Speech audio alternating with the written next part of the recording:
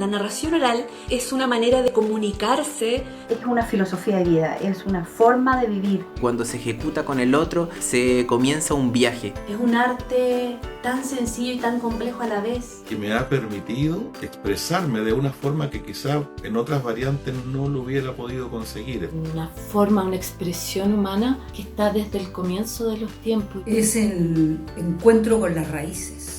Esta invitación al otro a habitar las imágenes que uno les quiere transmitir. Que es el arte de la imaginación colectiva. El sentirme que tengo una identidad con mi cultura patrimonial. Es lo que se dice, es cómo se dice. Es una forma muy bella de vivir la vida, la narración oral.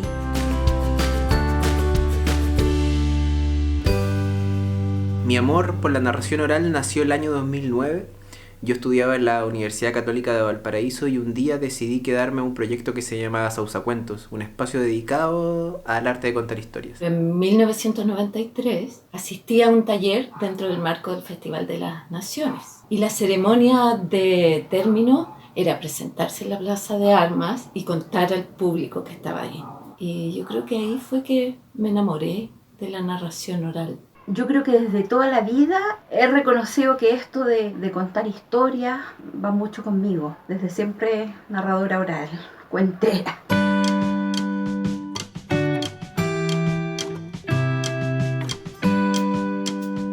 De mi infancia, los primeros recuerdos que tengo son en familia. Y la verdad es que mis primeros contadores y contadoras de historias fueron mi mamá, mi papá y mi hermano mayor. Mi papá, él nos contaba cuentos cuando chicas. Tenían un montón de libros en mi casa y habían cuentos de todas partes del mundo. De pequeño escuché muchos cuentos, desde mis parientes, mi abuelita especialmente, quien además me dejaba dibujarlos en las paredes, y ese era un privilegio que yo solo tenía.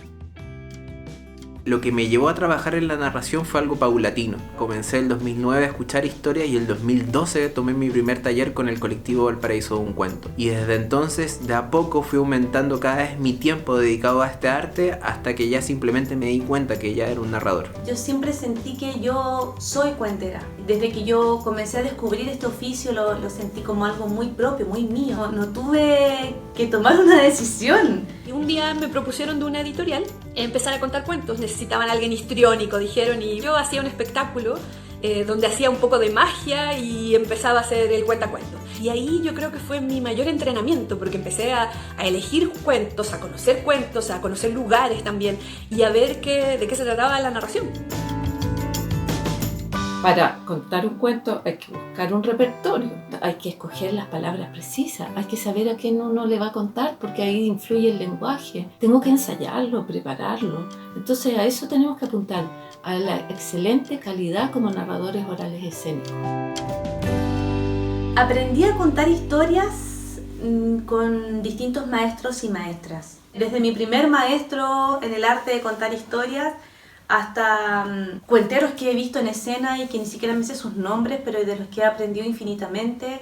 Yo tuve un muy buen maestro que fue Rubén Martínez Santana y él pertenecía a un movimiento que se estaba en ese momento formando en Centroamérica. Y la Fundación Mustakis me entregó muchas herramientas para enriquecer mi narración. Hice también muchas especializaciones también con ello, en literatura infantil, en folclore poético, en cuentos de hospital.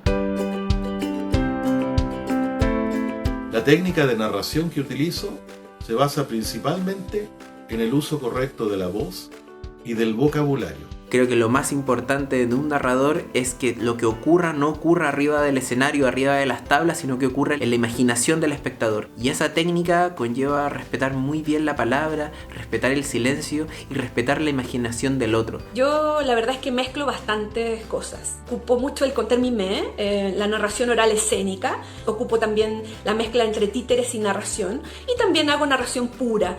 Intento siempre, cuando entrego un cuento, incorporar además elementos del folclore poético. Lo importante es el cuento y no salirse de ahí. Entonces cada elemento que ponga tiene que ser muy matizado, poquito a poquito, para que permitan que el cuento sobresalga.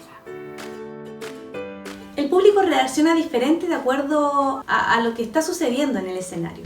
Ninguna presentación es igual a la otra. Cuando les gusta el público cae en un estado mágico, diría yo. Se produce un intercambio de vivencias de lo que uno va narrando con lo que ellos están escuchando. Cuando el público ve una función de cuentería ocurre una cara muy peculiar que yo le digo que es la cara cuento. Son unos ojos grandes con la boca un poquito abierta y tú ves que la persona se está imaginando todo lo que tú le estás proponiendo. Y los dedos se apagan y se prenden porque yo les digo a los niños que en sus cabezas hay cuentos y que cuando yo me los aprendo, los guardo adentro de mi cabeza y después se los cuento a ellos. Los narradores orales son los que van a seguir transmitiendo de generación en generación todos estos relatos. Todavía hay muchos pueblos que transmiten su historia a través de la oralidad. El narrador, que con su voz y su forma particular de expresión tiene la identidad de una comunidad. Historias que no están escritas en ninguna parte y que solamente la tradición oral las va a poder preservar.